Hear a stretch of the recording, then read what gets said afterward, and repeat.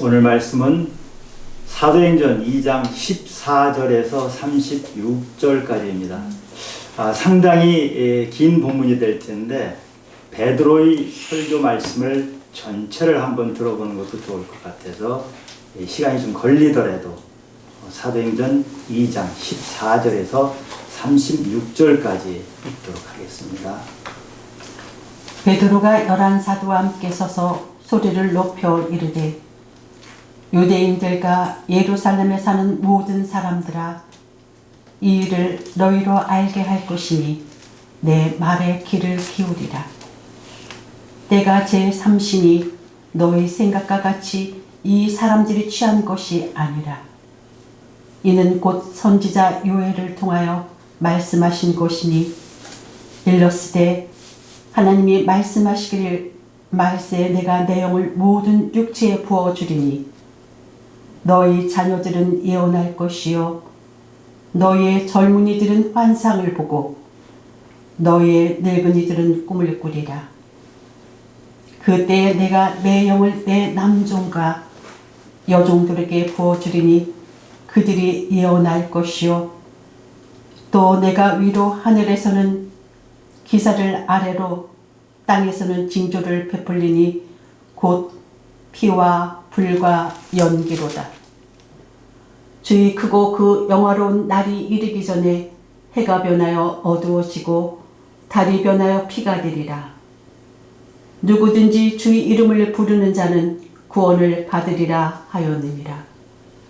이스라엘 사람들아, 이 말을 들으라. 너희도 아는 바와 같이 하나님께서 나사렛 예수로 큰 권능과 기사와 표적을 너희 가운데서 베푸사 너희 앞에서 그를 증언하셨느니라. 그가 하나님께서 정하신 뜻과 미리 아신 대로 내준 바 되었거늘 너희가 법 없는 자들의 손을 빌려 못 박아 죽였으나 하나님께서 그를 사망의 고통에서 풀어 살리셨으니 이는 그가 사망에 매어 있을 수 없었습니다. 다윗이 그를 가리켜 이르되 내가 항상 내 앞에 계신 줄을 배웠으며 나로 요동하지 않게 하기 위하여 그가 내 우편에 계시도다. 그러므로 내 마음이 기뻐하였고 내 혀도 즐거워하였으며 육체도 희망에 거하리니 이는 내 영혼을 음부에 버리지 아니하시며 주의 거룩한 자로 썩음을 당하지 않게 하실 것이미로다. 주께서 생명의 길을 내게 보이셨으니 주 앞에서 내게 기쁨이 충만하게 하시리로다 하였으므로 형제들아, 내가 조상 다윗에 대하여 담대히 말할 수 있노니 다윗이 죽어 장사되어 그 묘가 오늘까지 우리 중에 있도다. 그는 선지자라. 하나님이 이미 맹세하사 그 자손 중에서 한 사람을 그 위에 앉게 하리라 하심을 알고 미리 본고로 그리스도의 부활을 말하되 그가 음부에 버림이 되지 않고 그의 육신이 썩음을 당하지 아니하시리라 하더니 예수를 하나님이 살리신지라 우리가 다 이 일의 증인이로다. 하나님이 오른손으로 예수를 높이심에 그가 약속하신 성령을 아버지께 받아서 너희가 보고 듣는 이것을 부어 주셨느니라. 다윗은 하늘에 올라가지 못하였으나 친히 말하여 이르되 주께서 내 주에게 말씀하시기를 내가 내 원수로 내 발등상이 되게 하기까지 너는 내 우편에 앉아 있으라 하셨도다 하였으니 그런즉 이스라엘 온 집은 확실히 알지니 너희가 십자가에 못 박은 이 예수를 하나님이 주와 그리스도가 되게 하셨느니라 하니라. 아멘. 아멘. 오늘 이 사도 베드로의 이 설교로 한 번에 3,000명이 회개하고 세례를 받는 놀라운 일이 일어난 것이죠. 아마 이 원래 설교는 더 길었을 것 같아요. 누가 기록하면서 핵심을 요약해서 기록했기 때문에 지금 읽는 시간이 대략 한 3분 정도 걸렸어요. 베드로의 설교는 구약의 선지자 말을 인용을 합니다. 요엘 선지자 그리고 다윗 왕을 인용해서 말씀을 전합니다. 이 당시 이스라엘 사람들은 구약을 제법 많이 알았습니다. 그래서 구약을 인용해서 설교하는 것이 설득력이 있기 때문에 이렇게 했고, 그런데 놀라운 것은 이 베드로가 지금 갑자기 일어서서 설교를 하는데 구약 요엘서와 시편 16편을 줄줄줄줄줄 이렇게 하거든요.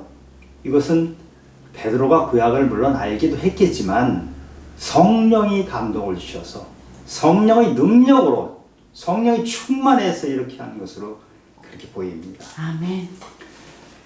오늘 이 장면은 마가의 다락방에 120명 정도의 제자들이 모여서 방언을 하는데 각국 나라 말로 그 방언이 들리는 것을 목격한 그 사람들이 놀라기도 하고, 또 어떤 사람들은 조롱하면서 지금 술 취했구나 이렇게 하는 사람들이 있는 것이에요.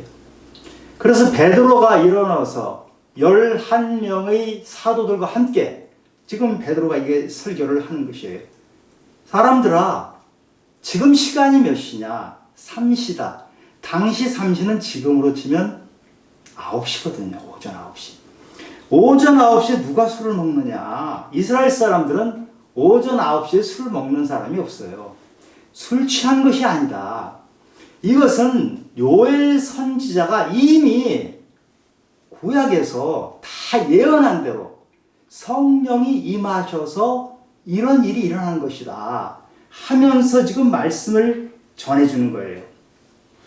구약에는 소선지서가 12권 있죠. 그 12권의 소선지서 중에서 호세아 다음에 나오는 것이 요엘서예요. 그 요엘 선지자가 예언을 할 때 이 상황이 어땠냐는 것이 요엘서 1장 4절에 나오는데, 팥중이가 남긴 것을 메뚜기가 먹고 메뚜기가 남긴 것을 느치가 먹고 느치가 남긴 것을 황충이 먹었도다. 어떤 상황입니까? 이 곡식 나달 하나 없이 싸그리 먹어치우는 그런 상황. 곡간은 완전히 비어 있어요.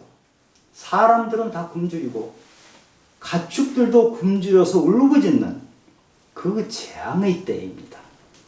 사람들은 절망했고 사람들은 삶을 거의 포기할 정도의 상황에서 하나님이 요엘을 통해서 희망의 메시지를 준 것이 바로 이 요엘서예요.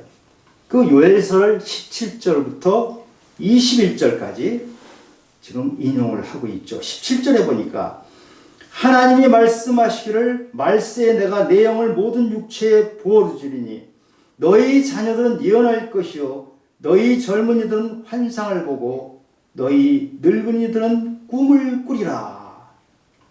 내 영을 육체에 부어주겠다 이러시는데, 지금 이 사람들의 육체가 어떤 상황입니까?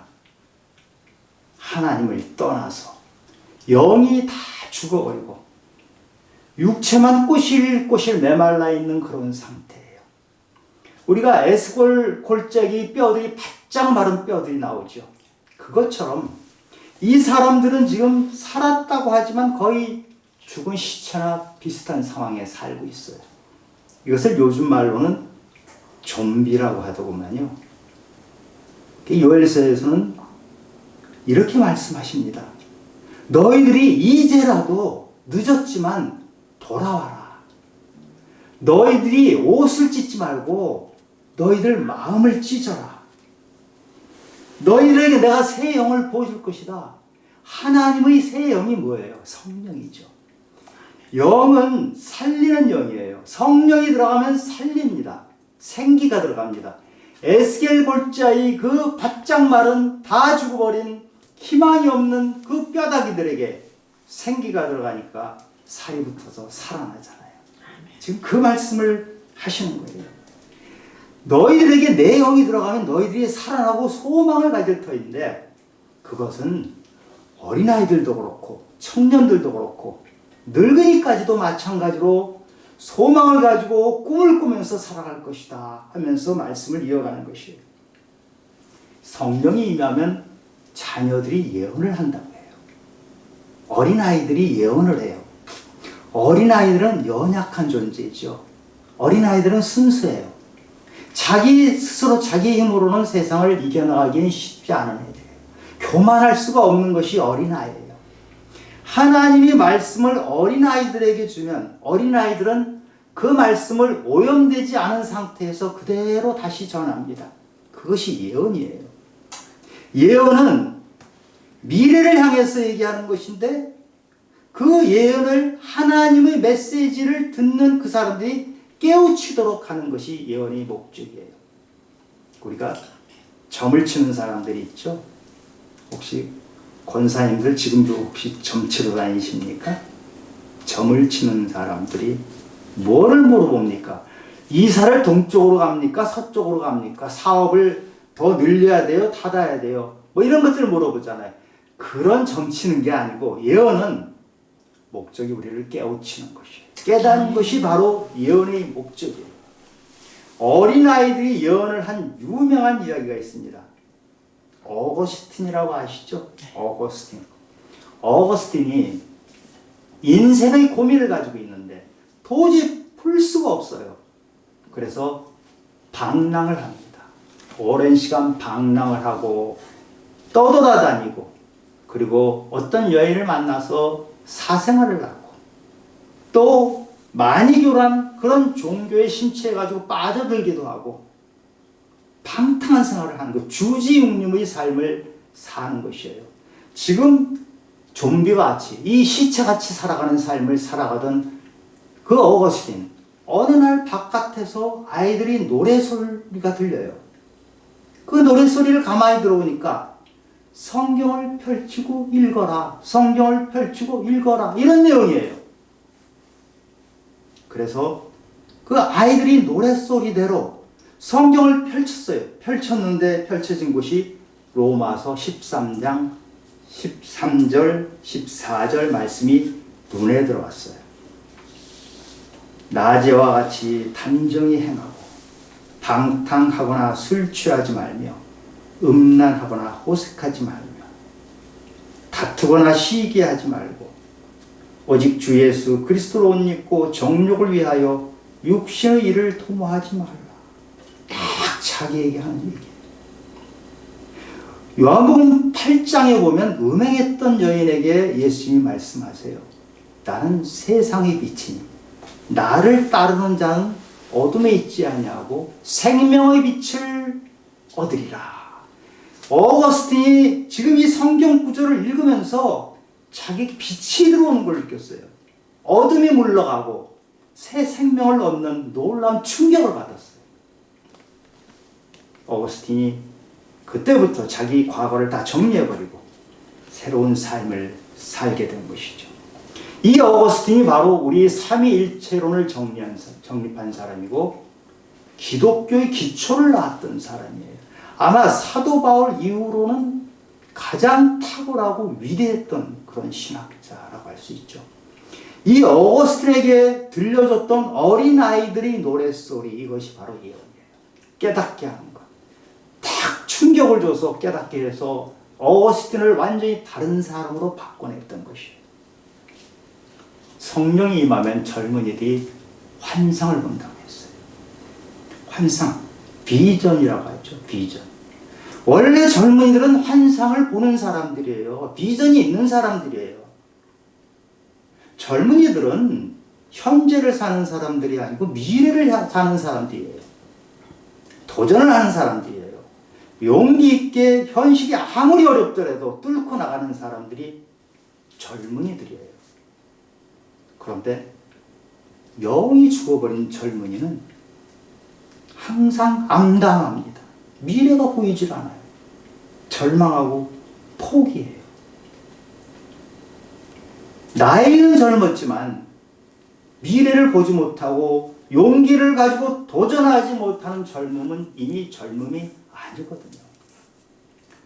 요즘 2030 세대란 말이 있죠. 2030 세대의 특징을 보니까 현실적이에요.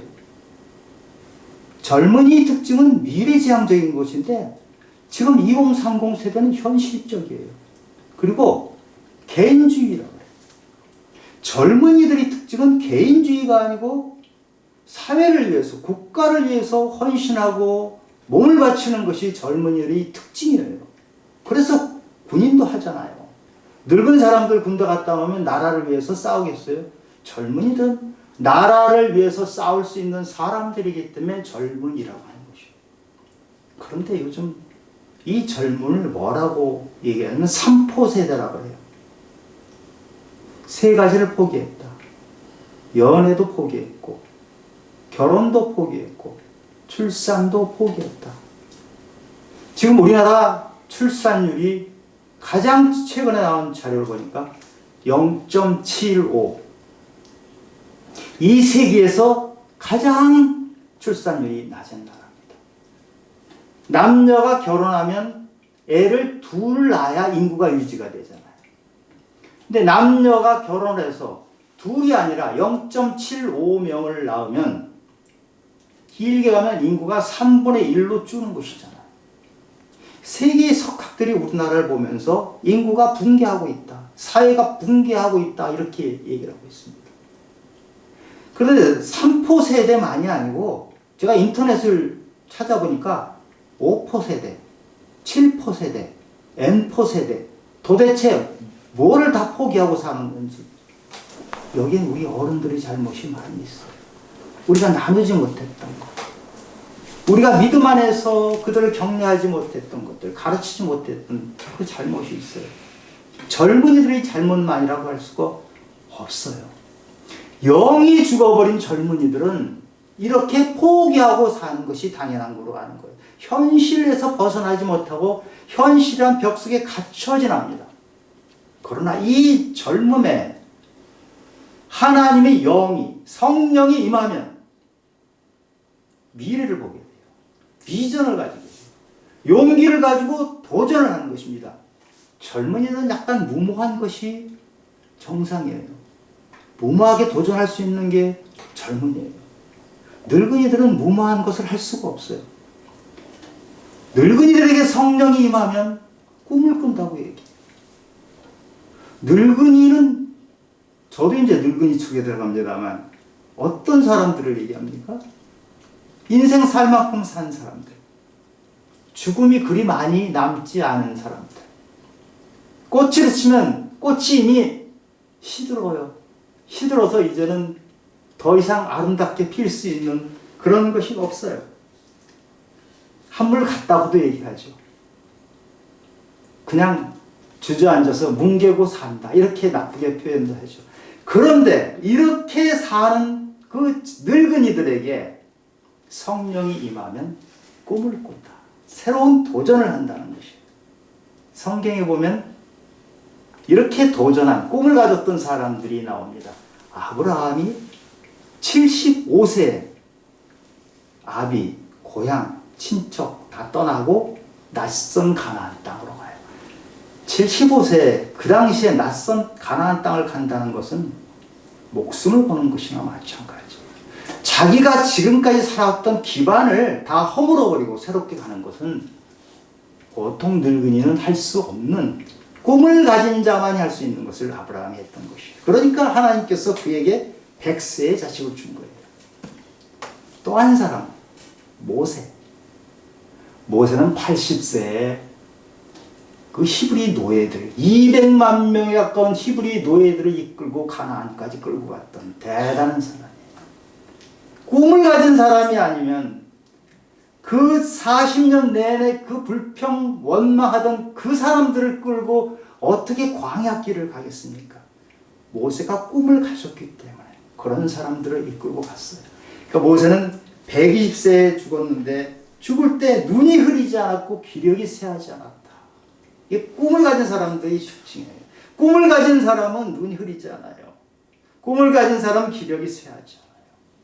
육체가 약해지더라도 하나님께서 그것에 생기를 불어주시기 때문에 쉽게 허물어지지 않는 것이 바로 꿈을 가진 이런 늙은이라는 것입니다.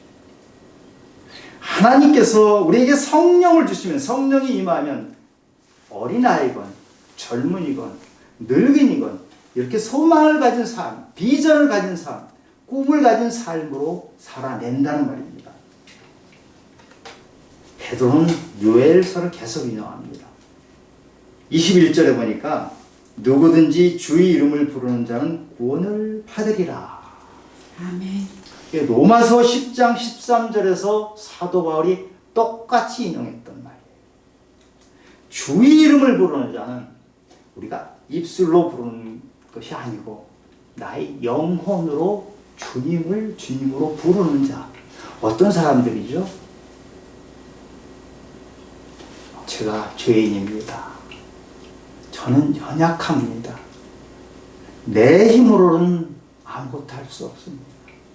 저는 물에 빠져 있는 자입니다. 주님, 건져 주시옵소서. 이런 고백을 하는 사람들이 주의 이름을 부르는 자예요.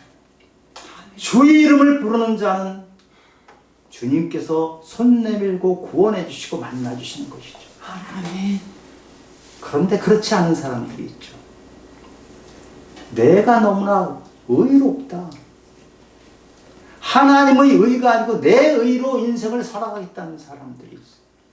내가 너무 힘이 세. 내가 가진 것이 너무 많아서 나는 하나님을 의지할 필요가 없고 내 힘으로 살아간다.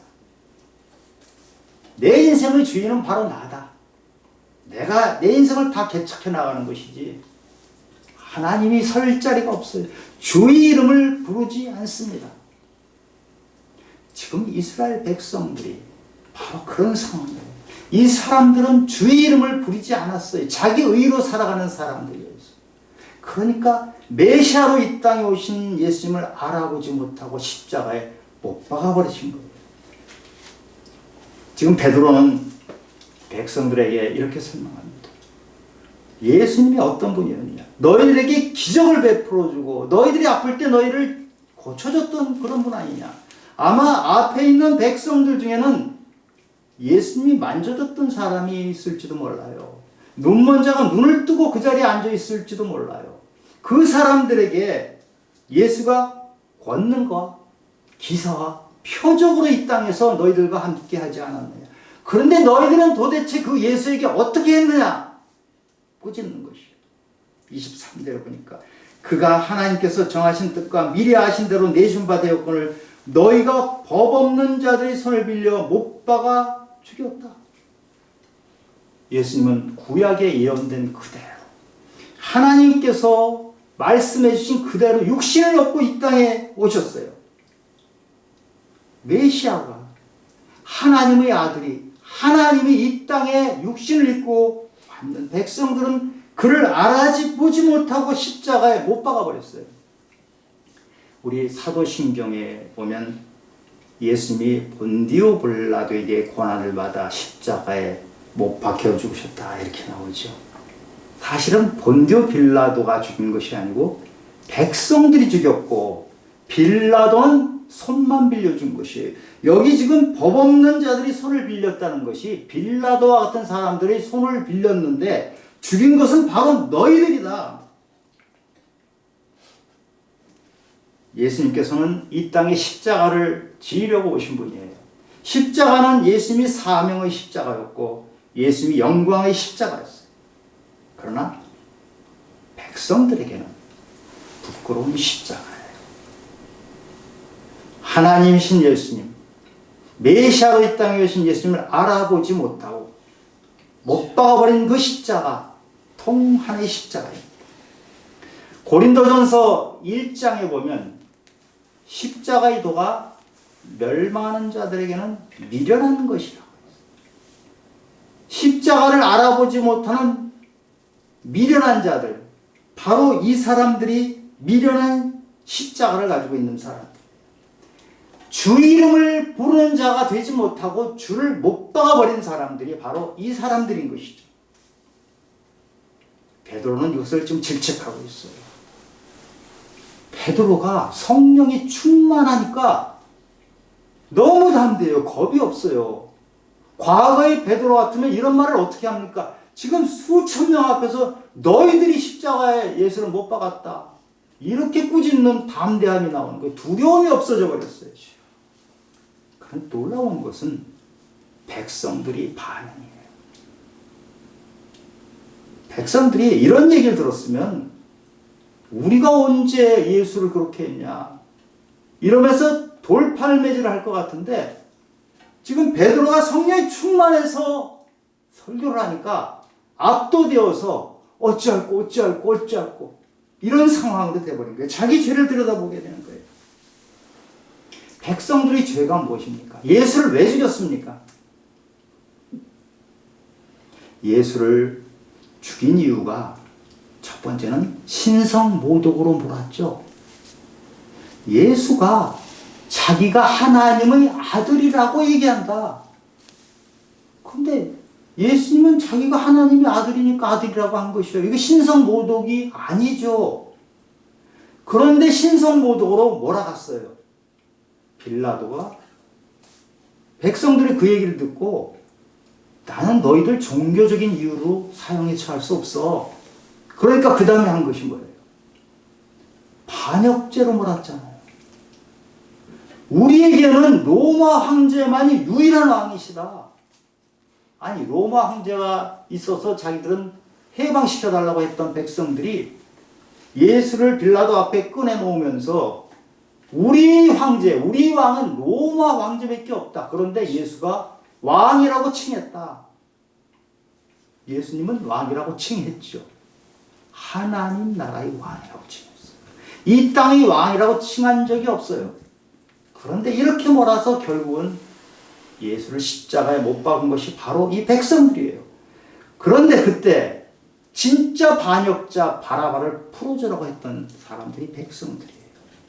진짜 반역자는 풀어주고 자기들의 구세주인 예수님을 못 박아버린 사람들이 바로 너희들이다.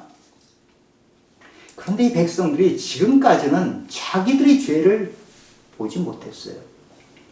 요한복음 16장에 보면 예수님이 이런 말씀을 하십니다. 제자들에게 너희들이 앞으로 복음 들고 말씀을 전하면 너희들을 죽이려고 하는 사람이 있을 텐데 그 사람들은 자기들이 하는 일이 하나님의 일이라고 생각한다.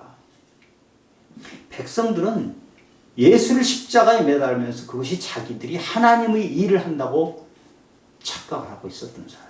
그런데 지금 성령이 임해서 베드로의 설교를 들으니까 자기의 죄가 보이는 거예요. 자기가 무슨 잘못을 했는지 엄청난 잘못을 했다는 것을 깨닫게 되는 거예요. 아멘.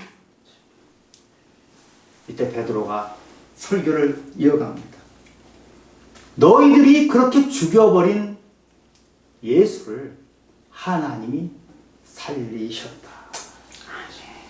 고린도전서에 보면 15장에 나오죠. 예수님이 부활을 목격한 사람들이 한 번에 500명도 목격을 했다는 거예요. 부활은 확실한 사실이에요. 그런데 부활을 목격한 이 사람들 전에 1000년 전에 다윗 왕이 예수님이 부활을 미리 예언했다. 그것을 지금 베드로가 백성들에게 말하고 있는 거예요. 시편 16편에 보면 다윗이 지은 시죠. 주께서 생명의 길을 나에게 보여주셨고 음부에 버림이 되지 않고 그 육신이 썩음을 당하지 아니하리라. 이게 예수님이 부활을 예언하는 것이에요. 다윗 왕은 이스라엘 백성들이 가장 존경하는 사람이에요. 위대한 왕 중의 왕이죠. 지금 이스라엘 국기에 보면 지금도 다윗의 별이라는 것이 그려져 있죠. 지금도 이스라엘 백성들은 다윗 왕을 가장 존경해요. 바로 이 존경했던 다윗 왕, 위대한 왕이 자기 후손으로는 예수님을 부활할 것이라고 미리 예언을 했다고 하니까 지금 이 사람들은 어찌할 바를 모르는 거예요. 아, 예수님이 부활하신 게 확실히 예언된 그대로 부활한 것이구나. 그냥 한 것이 아니고 하나님이 다 예언하신 대로 미리 말씀 주신 대로 한 것이구나. 이렇게 깨닫는 거예요.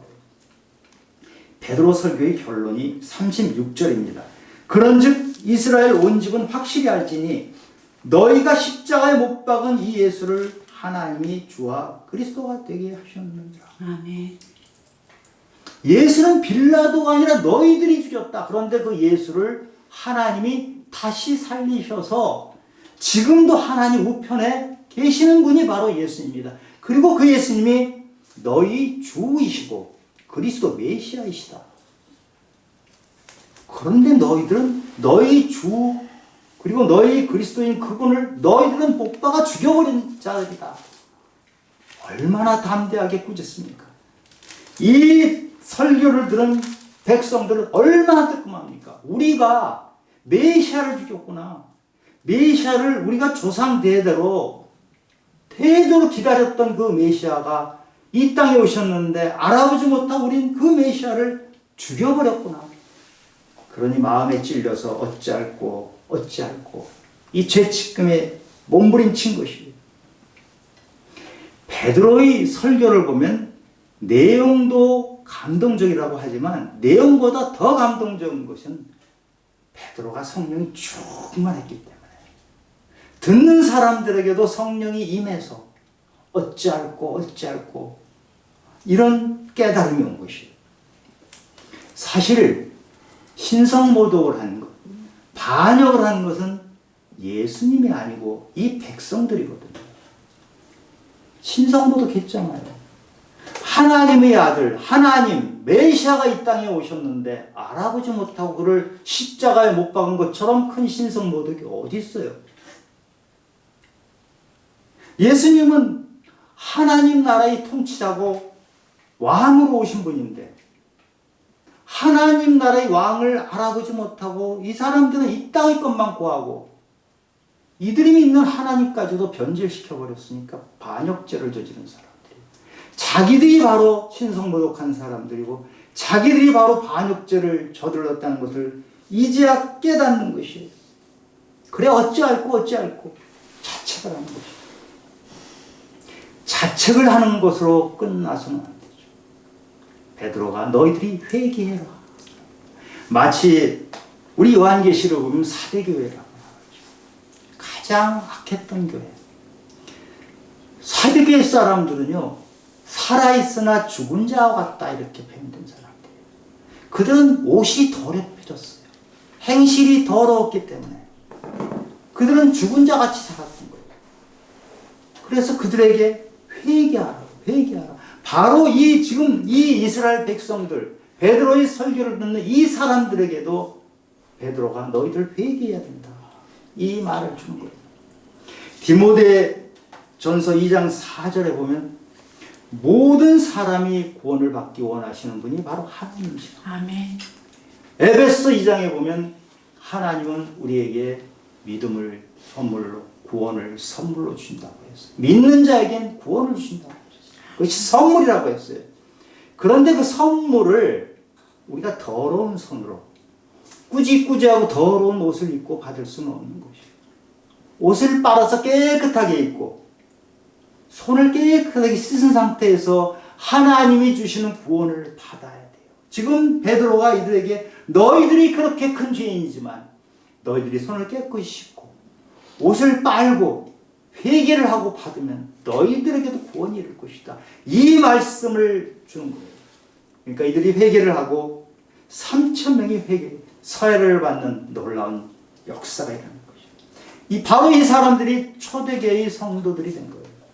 그 사람들이 초대교회의 성도가 돼서 지금까지 이 복음이 이렇게 전해지고 있는 것입니다. 저는 이 베드로의 설교를 들으면서 우리 교회에도 이런 일이 일어났으면 좋겠다는 생각을 합니다. 베드로처럼 성령 충만해서 우리도 모두 성령 충만해서 성령이 임해서 어찌할꼬 회개하고 우리 옷을 빨고 우리 손을 씻고 주 이름을 부르며 구원을 기다리는 그런 일이 일어나길 원합니다. 우리가 지금 매일 구시 기도회를 하고 있습니다. 저는 여러분들이 온 몸을 다해서 온 힘을 다해서 온 정성을 다해서 기도에 참여하고 있다고 믿습니다. 기도하시기 바랍니다. 성령 충만을 기도하시기 바랍니다. 고린도전서 14장에 보면 너희는 신령한 것을 사모하라. 은사를 사모하라. 우리도 은사를 사모하기 원합니다. 방언을 사모하시기 바랍니다. 예언을 사모하시기 바랍니다. 방언 통변을 사모하시기 바랍니다. 치유가 일어나길 바랍니다. 베드로가 했던 치유, 사도 바울이 했던 치유, 성령이 임해서 한 것이지 그들의 힘으로 한 것이 아니거든요. 그러한 일이 오늘 이 땅, 이 자리에서 일어나길 원합니다. 우리가 기도하면 너희들이 구하면 구하는 대로 주실 것이라고 약속하신 그분께서 우리에게 주실 것이라고 믿습니다. 아멘. 우리가 더욱더 성령 충만해서 은혜로운 가운데 주님을 맞이하는 놀라운 일이 있기를 원합니다. 그렇게 놀라운 일이 일어나는 가운데 우리 성도들이 한 발짝 한 발짝 주님의 나라로 가는 그러한 일이 있기를 예수 그리스도 이름으로 축원합니다. 하나님 아버지, 오늘 베드로의 설교로 3,000명이 회개하고 세례를 받는 놀라운 일이 일어났습니다. 성령 충만했기 때문에 일어난 일입니다. 베드로에게 일어났던 일, 그 당시 백성들 3,000명에 일어났던 일이 우리에게도 일어날 수 있습니다. 하나님 아버지, 우리가 구하옵나니, 우리가 기도드리니 아버지 저희들 기도에 응답해 주셔서 저희들에게도 그러한 놀라운 일이 일어나도록 도와주시고 아버지께서 영광 받아 주시옵소서. 아버지는 우리 모든 것을 들어주시는 분이라는 확신을 갖고 우리가 힘써 기도할 때 아픈 자들이 치유되고 방언을 못한 자가 방언을 하고 통변을 하고 예언을 하는 놀라운 일이 있기를 원합니다. 하나님 아버지 함께 계시고 저희들 기도를 들어주시옵소서. 모든 말씀 예수님 이름으로 기도드렸습니다. 아멘. 아멘.